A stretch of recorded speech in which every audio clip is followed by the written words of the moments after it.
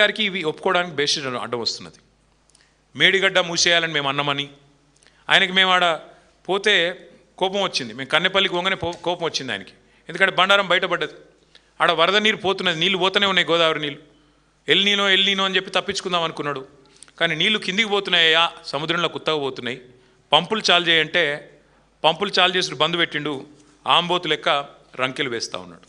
నోటికొచ్చిన బూతులు, నోటికొచ్చిన మాటలు, బుర్ర తక్కువలని, లుచ్చా రాజకీయాలని. నేను ముఖ్యమంత్రి గారిని ఉటంకిస్తూ ఉన్నాను, నేనేం కొత్తగా ఆయన తిట్టట్లేదు. అచ్చోసిన ఆంబోతులాగా ఇవాళ నోటికొచ్చినట్టు రంకెలేస్తూ ఉన్నాడు.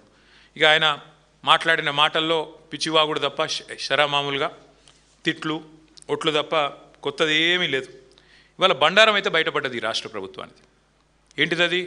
ఇది కాలం తెచ్చిన కరువు కాదు. నీళ్లు పుష్కలంగా ఉన్నాయి. ఏ పాయింట్లు అయితే నీళ్లు ఉన్నాయో ఆ పాయింట్కి తీసుకుపోయి మరీ చూపెట్టినాం. ఈ రాష్ట్ర రైతులు చూస్తూ ఉన్నారు. మమ్మల్ని అడ్డుకున్నా, అరెస్టు చేసినా అక్కడ దాకా పోయినాం. 7 గంటలు ప్రయాణం చేసి పోయినాం. పోయి చూపెట్టినాం. ఇగో నీళ్లు 1,00,000 క్యూసెక్కులు నీళ్లు కిందికి పోతున్నాయని చూపెట్టినాం. 1,00,000 క్యూసెక్కులు అంటే 9 టీఎంసీలు. 9 టీఎంసీలు రోజుకి 9 టీఎంసీలు కిందికి వృధాగా పోతూ ఉన్నాయి. 9 టీఎంసీలలో కేవలం నువ్వు లిఫ్ట్ చేయాల్సింది 2 టీఎంసీలే. ఆ 2 టీఎంసీలు వచ్చే 100 రోజులు నువ్వు లిఫ్ట్ చేస్తే అన్ని రిజర్వాయర్లు ఎస్ఆర్ఎస్పితో సహా, మిడ్ మానేరుతో సహా, లోవర్ మానేరుతో సహా మొత్తం గోదావరి సిస్టంలో ఉండే మల్లన్న సాగరు, కొండపోచమ్మ సాగరు, రంగనాయక సాగరు, అన్నపూర్ణ, మలక్పేట, బస్వాపూర్ అన్నీ నింపొచ్చు. సుభిక్షంగా గోదావరి మీద ఆధారపడ్డ 6-7 జిల్లాల ఉమ్మడి జిల్లాల రైతాంగం వ్యవసాయం చేసుకోవచ్చు, బ్రహ్మాండంగా పంటలు పండించుకోవచ్చు. కరువుతో నిమిత్తం లేకుండా ఇది చేయవచ్చు. కానీ మీరు ఎట్లా ఉన్నారు రేవంత్ రెడ్డి గారు అంటే, మేడిగడ్డ కొట్టుకపోతుంది అంటాడు. ఏది గేట్లు దించితే, మేము అనలేదు అసలు గేట్లు దించాల్సిన అవసరమే లేదు, కానీ గేట్లు దించితే మేడిగడ్డ కొట్టుకపోతుంది, భద్రాచలం రాముడికి ముప్పు వస్తుందని మాట్లాడుతున్నాడు రేవంత్ రెడ్డి గారు. రేవంత్ రెడ్డి గారికి ఇంకొక విషయం కూడా నేను చెప్తా ఉన్నా, అవగాహన పెంచుకోండి. 2022 జూలై 15 అంటే దాదాపు ఇదే సమయం 4 ఏళ్ల కిందట భయంకరమైన వరద వచ్చింది గోదావరిలో. భయంకరమైన వరద, 500 సంవత్సరాల్లో ఎన్నడూ రానంత వరద, దాదాపు 28.5 లక్షల క్యూసెక్కుల వరద. అంటే దాదాపు 247 టీఎంసీలు ఒక ఉప్పెనలాగా ఒకటేసారి 28.5 లక్షల క్యూసెక్కులు. అంటే ఇలా కనబడే 1,00,000 క్యూసెక్కులు కాదు, దానికి 28.5 రెట్లు ఎక్కువ వరద వస్తే కూడా 4 ఏళ్ల కిందట 15 రోజులు వరుసగా వస్తే కూడా మేడిగడ్డ కొట్టుకపోలే. Highest flood in the history, 500 years of history Godavari.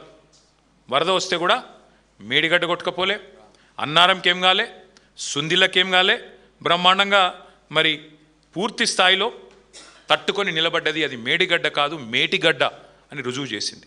మరి 247 టీఎంసీల వరద తట్టుకున్న మేడిగడ్డ కేవలం 9 టీఎంసీలు, 1,00,000 క్యూసెక్లే పోతున్నది.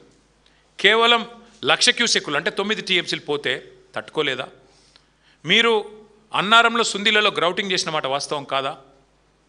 ఇంజనీర్లు చెప్తున్న మాట నీకు వినబడట్లేదా? ఇది వాస్తవం కాదని నేను అడుగుతా ఉన్నాను. అంటే ఈ సిగ్గు లేకుండా అసలు మేము బ్యారేజ్ మేడిగడ్డను ముట్టుమనే అంటలేం, గేట్లు దించుమనే అంటలేం. అది పోతున్నది 1,00,000 క్యూసెక్కులు. ఆనాడు మరి 15 రోజుల పాటు 247 టీఎంసీల నీళ్లు రోజు వచ్చినా తట్టుకున్న భద్రాచలం ఇవాళ 9 టీఎంసీలకు 1,00,000 క్యూసెక్కుల ప్రవాహాన్ని కొట్టుకపోతుందంటే నువ్వు పిచ్చోనివా, మంచోనివా, నువ్వు ఏంటిది నువ్వు అనేది ఒకసారి రాష్ట్ర ప్రజలే, రాష్ట్ర రైతులే ఆలోచన చేయాలని చెప్పి నేను కోరుతాను. ఇది నా లెక్కలు కాదు, ఇది కూడా సిడబ్ల్యూసి లెక్క అని చెప్పి కూడా నేను మీకు విజ్ఞప్తి చేస్తా ఉన్నాను. అట్లాగే ఇంకొక మాట కూడా మీకు చెప్పాలి. ఇప్పుడు ప్రజల్ని భయపెట్టడానికి, ప్రజల్ని భయభ్రాంతులకు గురి చేయడానికి, కాళేశ్వరం మీద శరామామూలుగా బురద జల్లడానికి పనికిమాలిన మాటలు మాట్లాడుతున్నాడు. ఏమంటాడు? 2022 వరదల ఫోటోలు చూపెట్టి అప్పుడు కన్నెపల్లి పంప్ హౌస్ మునిగింది అని చెప్పి అడ్డమైన మాటలు మాట్లాడుతున్నాడు. నేను వారికి చెప్పేది ఒకటే, ఇప్పుడు రెడీగా కన్నెపల్లిలో బటన్ నొక్కితే మోటార్లు పనిచేస్తాయి. పంప్ హౌస్ మంచిగా ఉంది, పాపం ఇంజనీర్లు కష్టపడుతున్నారు, నువ్వు పట్టించుకోకపోయినా వాళ్ళు మెయింటైన్ చేస్తున్నారు. ఒకవైపేమో నీళ్లు లేక రైతులు ఏడుస్తుంటే అదో విషాదం అనుకుంటే, నువ్వేమో ఒక పైశాచిక ఆనందంతో, సాడిస్టిక్ ప్లెజర్తో నీళ్లు ఉండి నీళ్ళు ఎత్తక మా మీద కోపంతో ఇష్టం వచ్చినట్టుగా వ్యవహారాలు చేస్తూ ఉన్నావు. ఇవాళ రాష్ట్రంలో వాతావరణ శాస్త్రవేత్తలు చెప్తున్నారు, ఇంజనీర్లు చెప్తున్నారు, మరి ఎల్నీనో ప్రభావంతో పైన ఎక్కడ నీళ్లు లేవు సిస్టంలో. నీళ్ళు ఎక్కడ ఉన్నాయా అంటే ఒకటే చోట కన్నెపల్లి దగ్గర ఉన్నాయి. గోదావరిలో అక్కడ ప్రాణహిత నుంచి నీళ్ళు వస్తూనే ఉన్నాయి. ఇది అక్టోబర్ వరకు కొనసాగుతుంది ముఖ్యమంత్రి గారు. వర్షాలు వచ్చే సూచనలు లేవని చెప్తా ఉన్నారు వచ్చే వారం రోజులు.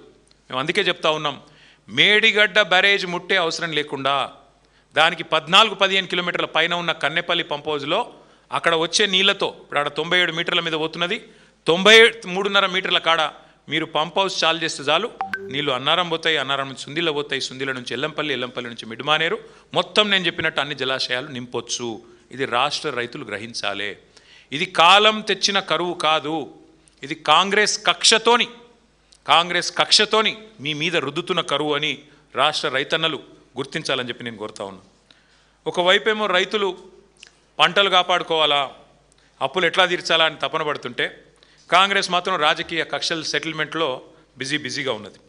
ఇవాళ ఒక్క మాట మేము రేవంత్ రెడ్డి గారిని స్పష్టంగా సూటిగా అడుగుతా ఉన్నాం. నువ్వు అన్నట్టు సరే, ఒక్క నిమిషం నువ్వు చెప్పిన అబద్ధం నిజమే అనుకుందాం. కన్నపల్లి దగ్గర 1,00,000 క్యూసెక్కులు పోతున్నా నువ్వు లేవంటున్నావు, కనబడతలేదంటున్నావు, నిజమే అనుకుందాం. మరి కింద పట్టిసీమలో మోటార్ లాంచ్ చేసిండ్రు కదా, అదే గోదావరి నది మీద కింద ఆంధ్రాలో పట్టిసీమ లిఫ్ట్ ఇరిగేషన్ చాలు చేసిండ్రు కదా, కింద వాళ్ళు నీళ్ళు ఎత్తిపోసుకుంటున్నారు కదా, ఇది రైతులకు చూస్తలేరు అనుకుంటున్నావా?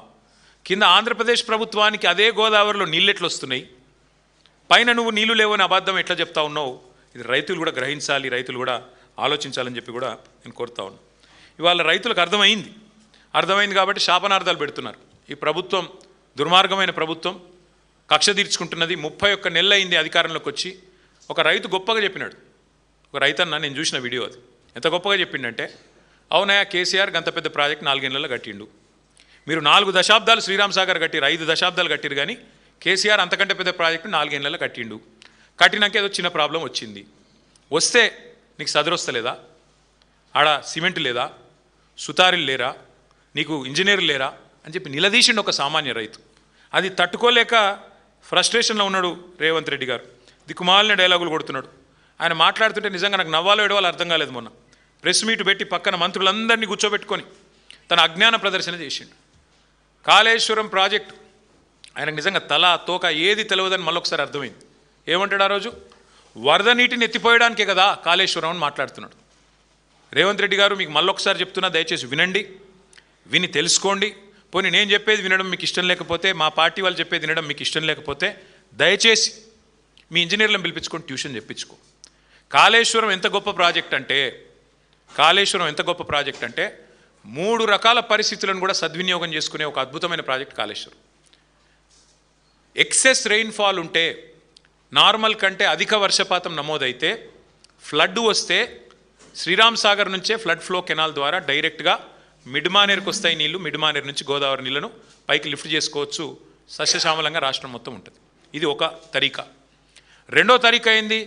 ఎక్సెస్ రెయిన్ఫాల్ కాకుండా నార్మల్ రెయిన్ఫాల్ ఉంటే, సాధారణ వర్షపాతం ఉంటే మీకు ఎస్ఆర్ఎస్పి నుండి కాకతీయ కాలువ ద్వారా ఇంకా కిందికి, కడెం నుంచి కిందికి ఎల్లంపల్లికి నీళ్ళు వస్తాయి, అక్కడి నుంచి నీళ్ళు ఎత్తిపోసుకోవచ్చు.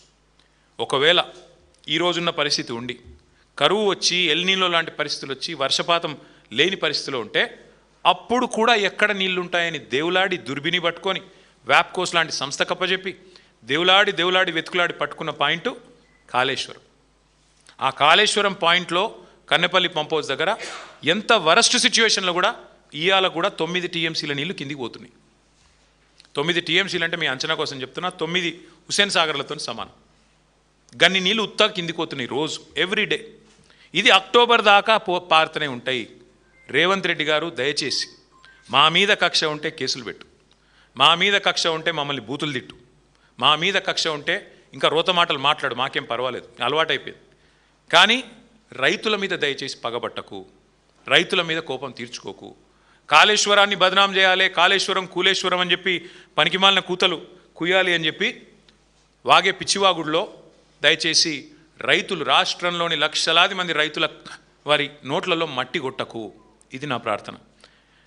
వారికి ఇంకొకటి కూడా తెలుసు, రేవంత్ రెడ్డికి తెలియదని కాదు, భద్రాచలానికి ముప్పు అని మాట్లాడాడు. భద్రాచలానికి ముప్పు ఎక్కడి నుంచి ఉండదు నిజానికి? భద్రాచలానికి ముప్పు అంటే ఏమైనా ఉంది అంటే పోలవరంతో ఉంది. పోలవరం హైట్ పెంచితే, అందుకే కదా మా ఖమ్మం జిల్లాలోని 5 మండలాలు 7 మండలాలు తీసుకొని పోయి బలవంతంగా కలిపింది బీజేపీ ఆంధ్రాలో.